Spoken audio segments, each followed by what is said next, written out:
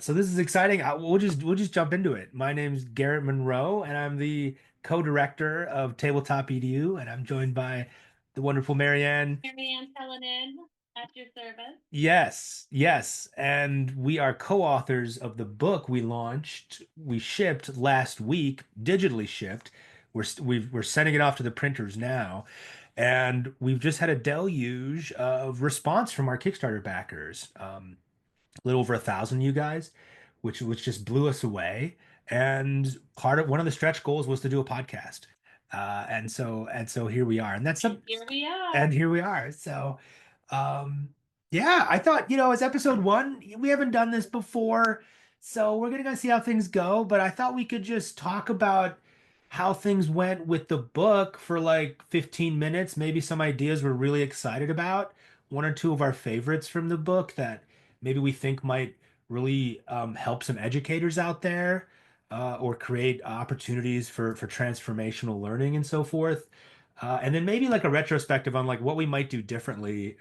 There's plenty of stuff we learned through the process of this, and Oh just my God, so much. speak to that. Yeah, speak to that for our backers who I know appreciate just being a part of the process, kind of being backstage in the whole production process.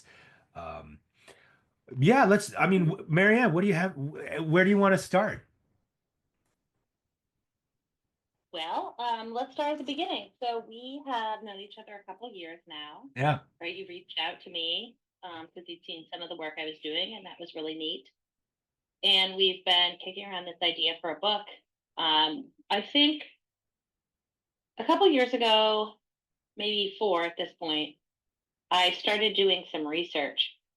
And the research I was interested in doing was about how to utilize role playing games in a middle school classroom to really make sure that all different kinds of learners were really able to participate fully.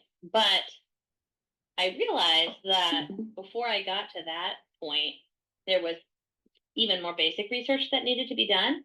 So I started out just asking, well, I started out by just finding other people who use role playing games in their classrooms and then trying to say, what is it about role playing games?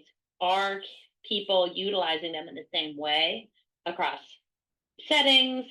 Maybe there isn't a through thread. Everyone seems to have come to role playing games independently, but there, because of that, there was a real dearth of information that was accessible to practitioners and lay people. Right? There is a group of people out there, and a lot of them are uh, in Scandinavia and Yeah. Sweden, especially, and who are doing a lot of incredible work around game theory, LARPing, role playing games. There is some theory out there, but there's very little sort of practical application research. And what right around the same time that we met, it was really becoming clear that we needed to start doing some writing Yeah. to help connect people together. And so I think this book is a really great opportunity for that. And in addition to the book, which I hope is a really useful resource for people, the community of finding other people who are interested in this. Right? We've all had some sort of experience with role playing games in our lives that have made us feel that they are valuable Yeah. to children or for learning. But time after time, you and I both, as we've talked about this before, have found that this is something that people are coming to pretty independently. And so being able to create a community where we can start to connect with each other and help each other is another really valuable part of this whole thing. So, I mean, that's Yes. kind of the beginning for me. No, that's exactly. I mean, there's so many ways of coming in and just and telling the origin story. And I think we both came to it sort of independently, recognizing the power of tabletop RPGs, just how powerful they are, how transformational they are. And of course, there's so much learning that happens through the course of being involved in these amazing games, which don't necessarily quite, the word game doesn't quite totally capture what goes on in a tabletop RPG. It's sort of like part drama production, part kind of like community of practice and social club and book club and so much more than a game happens through the course of being involved in a tabletop RPG. And so many others, like you said, it organically came to this realization that there's something really powerful here. And there's culturally something happening right now at Dungeons and Dragons and other tabletop RPGs too. And I think, For sure.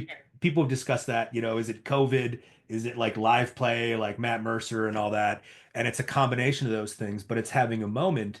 And young people are seeking it out. It's a cool thing now, to be Yeah, no, playing it. that's your thing. That was Yes. a good shove in the direction of bringing role playing games sort of out from the basement. Yes, and living in Ohio, Stranger Things definitely resonates. As I guess Gen Alpha, Gen Z uses out Ohio as a phrase for like strange things happening. It's like Ohio doesn't exist.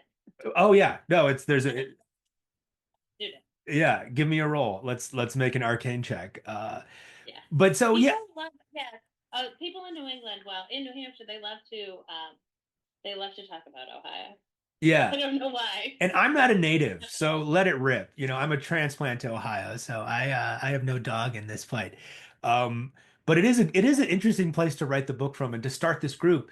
And like it's been transformational in my life. I ascribe the reason I went to college and have done the things and I became a teacher, and the reason I think developed a capacity for reading and writing at an academic level, at a collegiate level, was 100% the fact that I had just an obsession with D&D in high school and through college, and was so interested in the books and understanding these arcane rules and sifting through third edition and trying to reach these college level texts just to play the game, that it really leveled up my ability to read and write. And I saw that with some of my students as well.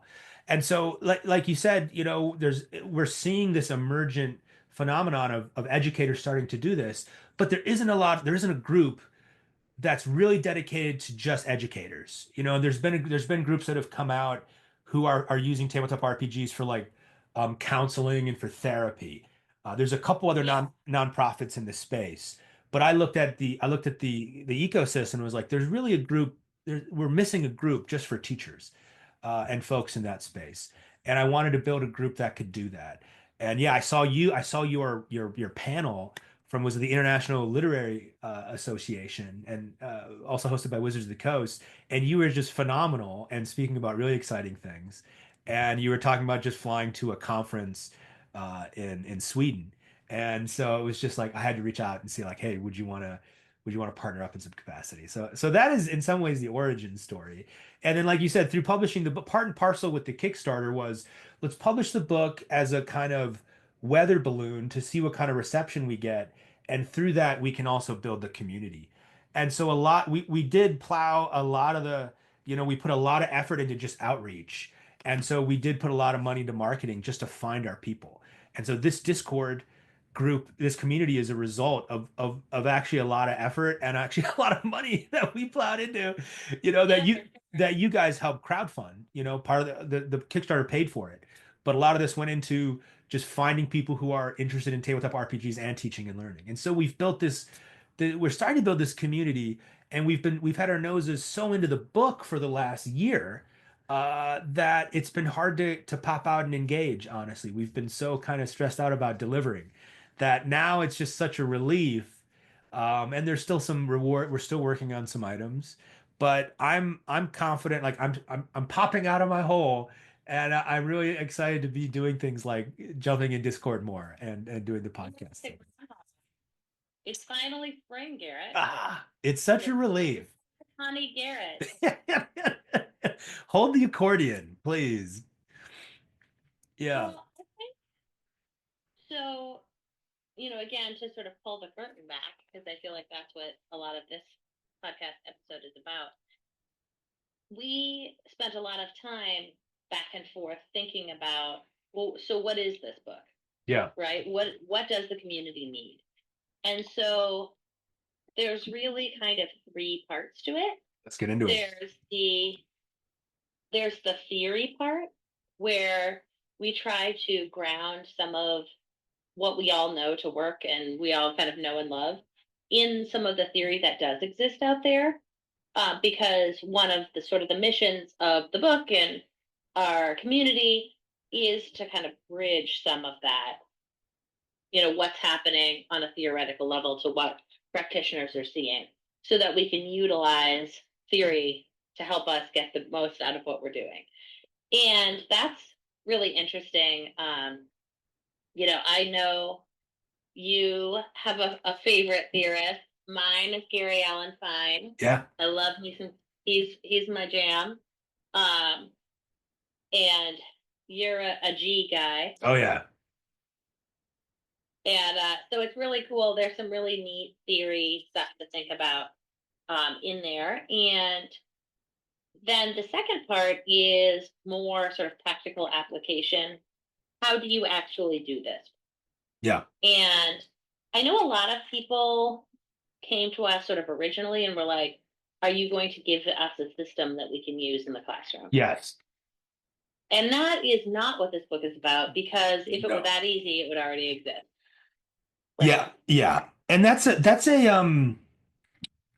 a seductive product. And I think people have For and I sure. and people have asked me about that, and lots of people are writing saying, "Hey, I'm working on this thing, I'm working on this thing, or I've got this idea," and they're kind of nibbling at that idea. Absolutely. And I think they're all great ideas. Yeah. But, kind of what I've discovered from doing this in my classroom for a pretty long time now is there isn't one size fits all solution. If there was, then, and like I said, it would already be done. Right. And Yeah. so a lot of what we need in a learning setting is to really think about, well, what is the learning that needs to happen? And then how do we design a system or an experience so that the learning goals for that are met? Right. And that's the work of classroom educa instructors and teachers Absolutely. everywhere. And that's why we needed, I think that just speaks to this specialized community where it's like, every group of kids is different and they have a little bit of a different readiness levels, a little bit of a different learning objectives. There's different constraints on how much time you have together and all these things. And so that's why I just don't think there's never, of course, going to be one system that works. And Absolutely. And especially if you're thinking about somebody who's doing like pickup games at the library, yeah. and they have a different set of goals than someone who's teaching, fifth grade social studies. Right. And there we get into this idea that we tease out of, and I'm a fan of, there's a number of ways of doing this, right? So it's like there's ways in which we lead within the classroom, within the confines of a class, of a lesson or a unit within an actual class curriculum, that we're running, TTRPGs or role-playing games, maybe not tabletop, but just interactive fiction, and you read a lot about this, where we don't need the full rules, and oftentimes the full kind of classical TTRPG rules don't work because they're onerous, and we don't have the time for all these things that aren't really aligned with learning outcomes. Um, and then there's the idea, which I'm really fond of as well, which is just getting kids hooked on um, table D&D and tabletop RPGs as a hobby and For sure. creating space for that. And so we speak to both those things in the book. Right. And so it is essentially a textbook. We didn't put that in the Kickstarter because that's not very sexy, but in a lot of ways we tried to blend, the textbook idea of how to, for instance, there's a technical way of looking at this and saying this is a textbook about how to design curriculum using tabletop RPGs or RPGs. But then we also tried to blend that with the idea of these game books that we all know and love. And so we included examples and samples from our teaching and others, about what this looks like in practice. Right. And that kind of brings us to the third half of the book, which is some NPCs, some settings, and some examples of games or units, and some maps, some different things that might spark the imagination of teachers and educators and anyone who might need something just a little different to get them going. So, all right, Garrett, pop quiz. Who Oh, was your favorite NPC? oh, I was ready for this one. Um, Yeah, so my guy, and I'd like to pick one of yours, but I'll pick one of mine to okay, start. that's fine. And so my guy is the wood carver, and so this is a let me bring up King the wood carver. Um, so King, this is inspired by an old Taoist parable from Chuangzi, and I wrote that in the little footnotes down here, which is a 2,000-year-old parable from a Chinese philosopher, and it's just a lovely little story that I actually build this NPC is built out into a module that I want to include in the course we're going to be running, or one version of the course, where they kind of run through the actual parable and they chase down this wood carver. And he sort of, people are kind of after this. The parable is sort of written in this way that they're like, how do you do this amazing work that you do, this profound, transcendent work you do in carving wood, and essentially creating a bell stand is what he creates. And he goes through what he essentially outlines the creative process, and he talks about how do you eliminate distraction, how do you get in touch with the meaning of your work, and how do you kind of recover from burnout, essentially. How do you not listen to the haters and the naysayers? It's all in there. It's super dense. It's just a short little story, but he kind of outlines all these things that really resonate in a modern way, especially for educators, where there's so much demand on us. And how do we do this vital creative work and still make it meaningful and still have it kind of come from within us in a powerful way and kind of speak to us in that way and speak to others. And so that's the story, and so that's the character, and so that was the first one I put down. I was like, before when I was just sketching the book out a couple years ago, I was like, oh, I have to make the woodcarver as a character and as a module. So I want to run when we do the course. One version of the course is kind of following the woodcarver's footsteps and running educators through that little story and interacting with it a little bit. But let me flip it for you. What's one of your favorites?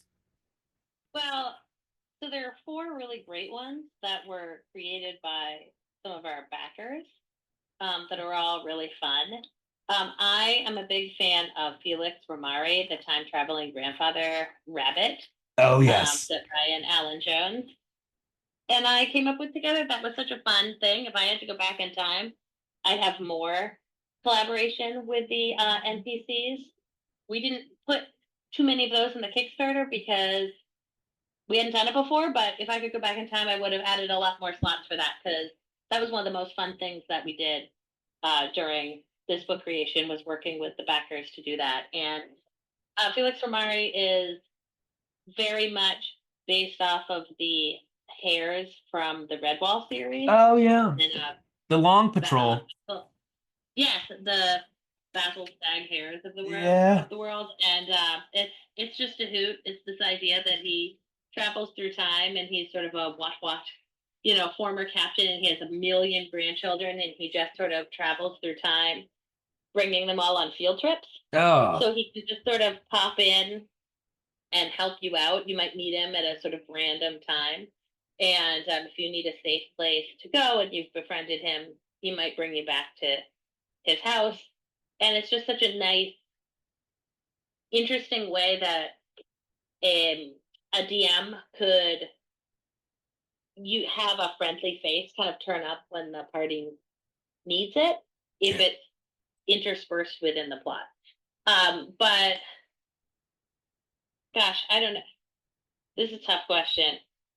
Uh, Xanthus Alphonse Wolfhound is one of my very favorite NPCs that I've ever created. I'm very happy to have him in this book. I think the first one I created here was Biscuit, the little girl made of bread, Yes.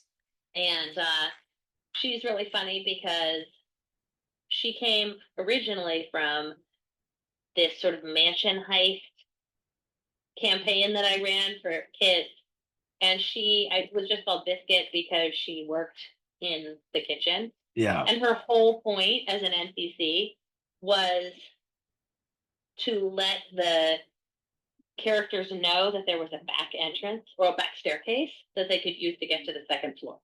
But that's why she was standing there. Oh yeah. And but they all fell in love with her and decided they wanted to save her, and eventually decided that she was actually made of bread and was a bread golem. The bread golem. And this and that inspiration came from my students, and so ever since then, anytime I run that, she is now a bread golem. And I've used her as a player character a few times, and she's a lot of fun. New best friendo. Yeah, I missed that. friendo. I missed that. Oh, yeah, there's been different versions of Biscuit through the different iterations of the book. Well, Um, it's always fun to have someone along who is sort of a wide-eyed innocent. It doesn't know their own strength, kind of takes everybody at face value, right? It allows you to utilize her as the voice of, I guess, the voice of morality in some ways and question, right? She's yeah. the little girl who says the emperor wears no clothes, and so that allows the party to sort of think about things differently. So we're hoping that all of these NPCs have that kind of feeling to them where Right. you can use them to sort of ratchet up the learning Yeah. in in a campaign that you use them in. Right. They each had a little bit of a different slant. They weren't just like fun NPCs we loved and we wanted to print. But Right. yeah, and so there's a section in many of them about teaching and learning. And so Yeah. Kunming was another character I loved to build. And Kunming was actually a city in Southwest China I lived in for 4 years. So that's where the name came from. But the mostly blind druid oracle. And unlike a lot of NP like so this NPC, the idea is sort of like a way that an educational GM might use this NPC as a Deus ex machina to sort Mm-hmm. of guide students towards learning. And how this one works, like you're describing with these other characters, they all have sort of a different way they work. This one sort of acts like he can kind of manipulate time, and so he's sort of interested, of course, like many demigod druids in balance in nature. And so most of his quests are hooked in with the idea of something's gone terribly wrong. There's a disturbance in the force or whatever, and you need to go in. And so they have all these opportunities to go and tweak with things.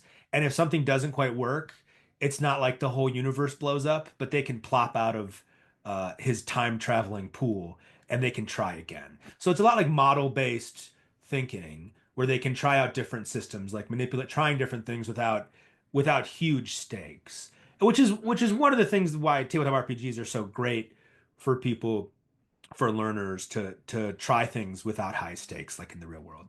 And so I sort of wanted to take that idea and embody it in an NPC, and that's similar to, there's a sci-fi version of Kunming, which is Petra Quark, and so she's around here somewhere, which was she could pop up in our STEM module, which is sort of like um, an avatar like setting where people are exploring like um, an alien planet and kind of in distant worlds, using more real world style technology and so forth, less magic. And Petra's kind of this thing from the future that can manipulate, can kind of go between different realities and stuff. And so they're that Deus Ex Machina, like the Oracle in Oedipus or the Sphinx. Yeah. These are characters that advance the plot in a meaningful way, and yet they're sort of enigmatic and hard to read. And these have always shown up in D&D games, right? There's always this Sure. these cryptic characters or riddles that they run into, and sometimes they're not NPCs as we know them, but they're a little more linear. And so what's nice, like in Star Trek TNG, you've got like Q.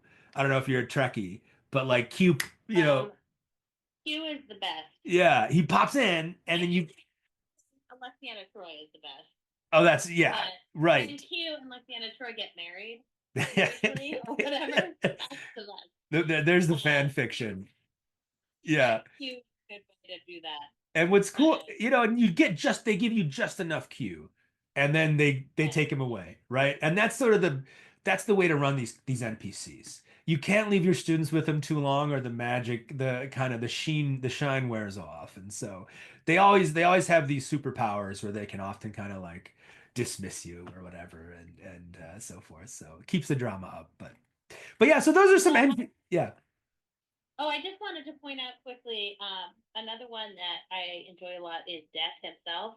Yeah. I think that in sort of classic D&D and a lot of those kinds of games, right, you lose your death rolls and you're just dead, which can sometimes be useful, but in a learning setting that may or may not be useful, one of the things we do in a session zero in the club that I run is we ask that question. Can your character die? Like plot death. Right. And having a character for death, which is sort of as an overworked, sort of paper pushing and also having to keep everybody organized, kind of friend is a really interesting way to sort of, okay, you died, you had this experience, and now you either have to make a bargain with him or now you're helping him out or something, right? So that it becomes a more interesting plot point than just you did or did not make your roles. Oh, totally. Yeah, Death is a bureaucrat, and welcome. Reminds. I don't know if you've seen Coco, but in Coco, they end up Yes, traveling to the underworld, and it's like, oh, this place sucks, and you have to like travel across the border and get you need your papers, and there's all this business of changing realms. I love that. or like Terry Pratchett, 100%. right? Just Yes. there's all sorts of kind of references there, and you can kind of make you can reflavor death to be whatever makes sense to your students. But I think it's really interesting to give them bargains or hard choices or something other Yeah. than just, well, you rolled in that one, so now you're dead. Oh, totally. Yeah.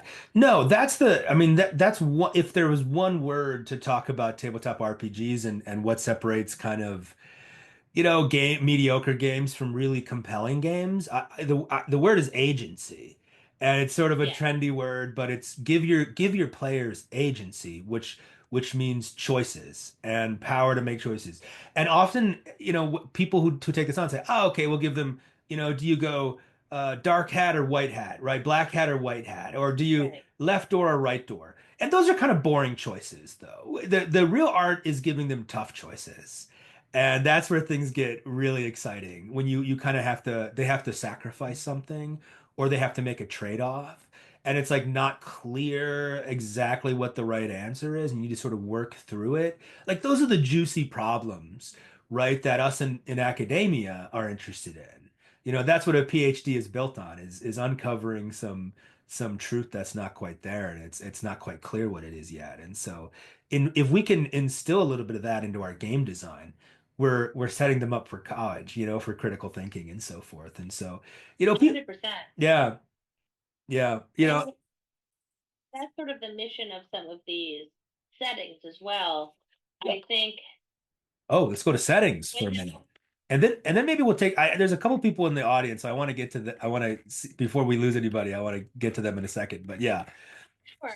I just wanted to say that one of the ways that we can add agency and value to campaigns is by having thoughtful and meaningful settings. And without spending a lot of time thinking about it, it's really easy to fall into the sort of trap of the stereotypical pretend Middle Ages Europe, Right. Yeah.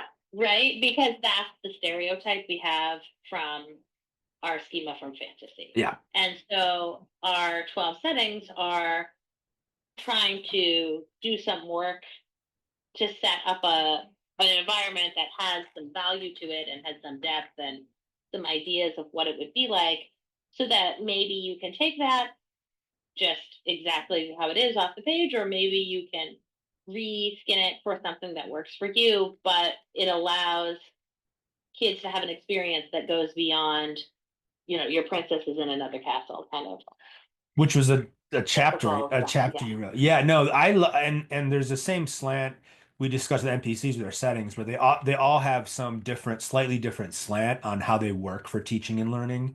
Um, by the way, one of my favorite little chapters was the one that opened settings. Maps as projective learning spaces, shared spatial fantasy. It's literally just a two-page spread is the whole thing. But it unpacks this idea from actually a woman, a colleague of mine, Laura De Aveda, who wrote her dissertation on this idea of projective worlds. And she looked at Minecraft and kind of video games and also literature and how they create what she called projective worlds, which is a riff off one of Jim Paul G's ideas of projective identity, and how good games invite players to imagine other ways of being in other spaces. And so not only by creating a character, this is what G was on, in the beauty and the agency of being a part of one of these communities is you can imagine yourself as a different sort of person, which is profound in a really deep way, not just sort of, and you're seen by others in doing that, and you have iterations on that over time, which add to the complexity and the depth of that. But it happens with the setting too, in participating in that setting, in returning to it week after week, it becomes richer and more interesting and different. And one of the best ways to make this work is to invite your students or your players to contribute to the setting. And so that's like the tip we hammer again and again is assign students work in like have them create a backstory where they, for instance, this is one of the specific tips I give in an earlier chapter. Their backstory includes like their hometown and some NPCs from the hometown. And tell me about like what their hometown is like, the culture, the climate, like how did that shape who they are? Where is that on the map? And then that's a piece of homework. And then collectively the students will stitch together this new layer in the setting. And then they take ownership of it. And all of a sudden they're less prone to be interested in like destroying the setting or raping and pillaging or whatever. And now they want to take care of, they want to help the NPCs. They want to be a part of the quest because they own a bit of it instead of like, I'm here to just like flex my agency by trogdooring everything. And so that's Right. what, yeah. So anyway, that's just I stumbled across this gem, and I just wanted to highlight chapter 7 again for everybody. Uh, but yeah, I mean, we could go all day on settings. But we promised to open it up after a little while here in the course of the podcast to anybody who might want to chime in. I want to just pause for a minute and see if anybody wants to pipe up, if they want to drop a comment in the chat box, or if they want to unmute and ask a question. We're here for that.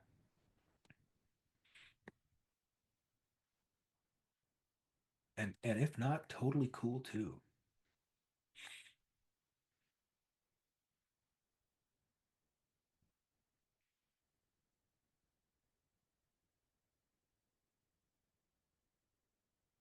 I just want to say, it's been so cool just like following your journey kind of with this book. I haven't been like too active in here or anything, but just I think what you're doing is fantastic, and I'm super excited to um, look through the copy of it myself.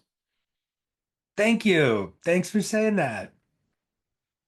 No, this has been meaningful and in a lot of ways deeply meaningful to me personally. It feels like everything has come together in the course of my career to work on this. So thanks for saying that. I hope it advances the ball, and the thing being in instructional design and doing professional development with educators for a long time now, all the research and my experience too is that uh, one little thing like a book like this isn't going to change. What creates meaningful change in educational practice is community, is fellowship, and it's kind Yeah. of working with groups on shared projects over time.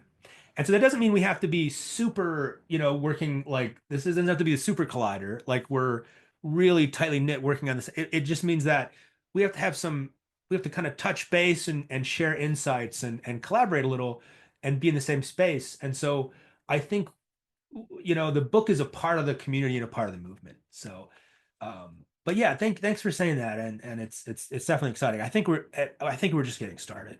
Um, but yeah, it's definitely been really cool to bring this. I've never done anything like this. So this is very fun. So, looking ahead, there's quite a few things that we're sort of moving towards in this spring and summer. And the first thing I wanted to say is if you are thinking about using this book or you're just kind of want to kick some ideas around, I'm often in the Discord, and if not, send me a direct message, um, Calliope, and I'm happy to co-think with you anytime. Right? That's the value. If you get some sparks from this book and then you start thinking and need somebody to bounce stuff off with, I'm happy to do that. As part of the Kickstarter, we have some people that I'm going to be in touch with very soon about like really working hand in hand with them to create some things for their classroom, which I'm super excited about doing. And really making sure that those games get finalized to a point where they can be used. And but I'm also always happy to just chat with people anytime about this. This is something that I love. And I think there's some courses coming up, Yeah. and we have all sorts of ideas. Another thing that's really great is our friend of the community, Zan, has started on the audiobook. And he has this incredible voice with a soft Southern twang to it. And he's an amazing GM and applied TTRPG therapy guy and thinker and amazing community member. Anyway, so we're really excited for that. And I think that should be out by July, but I wouldn't be that surprised if it was before that. He's pretty excited. Yes, no, and there's a lot more that we need to deliver. Well, there's a bit more with the Kickstarter, and that's one of those rewards. And then we have the card decks, and we have a couple digital supplements additional that aren't in this book yet that are coming out. So there's plenty more. And courses, we're very, very excited about courses. We have, I think, 13 or 14 people signed up. So we're gonna be running the beta course. We're working on scheduling. So that I think is going to be really, really powerful. Digital supplements are going to be so rad.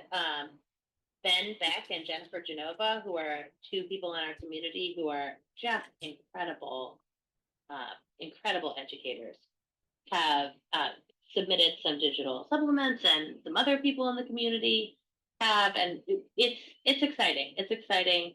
It's a little bit of stone soup, right? Where everybody brings part of their perspective, and I'm really excited to be able to share those with you folks as well.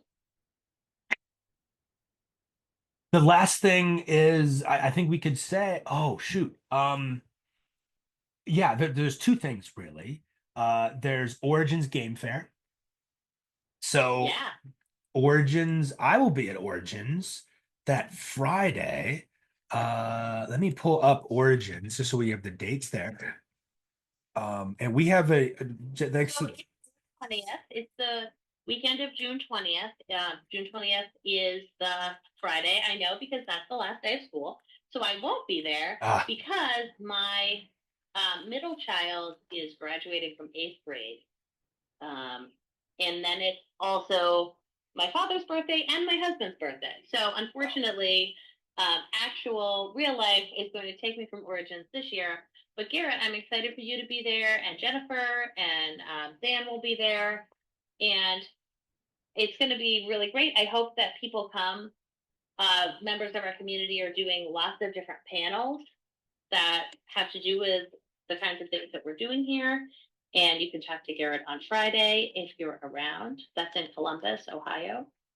And I'm going to be at PAX East next weekend, which is the sort of weekend of May 8th. I think that's the weekend. But the next weekend.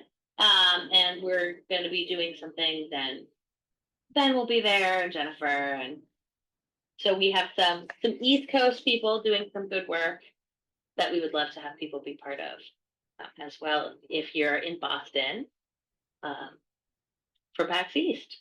We're fanning out. We're going to cover some ground. Is what it sounds like.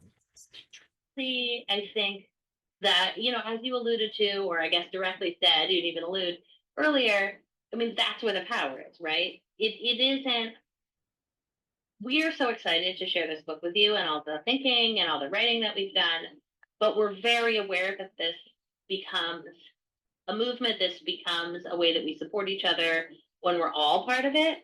So, the more that people can come to conferences and learn from each other and support each other, we're super down for that. Yes. And we're just getting started. And we want to hear from you guys, like where are you going? Where are you seeing? We need little birds everywhere talking about where is this stuff cropping up and where are things coalescing because we want to be there. The last thing I'll say is our grant winner, our first after school program grant winner, yeah, goes to Jennifer Chun in I'm gonna butcher the name, Ouachita High School in Louisiana. And it sounds like they have an after school program with over 30 kids. And they had we did a random drawing from those who submitted and so they won it. So I haven't sent that email yet, but that's who won. So Garrett, what did they win? $200, and they really have discretion over what they want. We at this point we want to develop more of a resources for this sort of thing, but we generally just say, hey, buy books and stuff and give them to students, and just yeah, Right, exactly. yeah. I have a very large D&D club as well. I highly recommend buckets that you can just put the book. If you get a 5-gallon bucket, you can put books, you can put dice trays, you can put dice, you can put character sheets, and then it's all there in a bucket. You can put it in the middle of the table. I love that. Right? So whatever you're gonna need to make this smoother, especially things like books we love to have kids have, but whatever is needed, you can't run a 30 kid D&D group with two sets of dice. So whatever you need. Yeah, maps, whatever it kind of brings, for younger kids, having more visual stuff really, really helps. 100%. Um, Whiteboards and whiteboard markers, whatever. Yeah. Whatever's going to make it real for them. We're super excited. That's really great. I'm We excited to hear that TTRPGs are alive and well in Louisiana. Yes, yes. Okay, well, so much more to come. We won't belabor the first podcast, but we have so much more to talk about. So join us again when we do this in around 2 weeks. Yeah, so, and in the meantime, and always, you can find me on the Discord at Calliope, which is CULLIOPE, or Marianne at TabletopEDU.org. And Garrett, where can we find you? Yeah, everything you can find right at our website, TabletopEDU.org. And so there's our email, there's link to join the Discord, sign up for the newsletter, all that good stuff is all there. 100%. And we look forward to talking to you. Thank you. Thank you. We'll talk to you. We'll see you guys soon.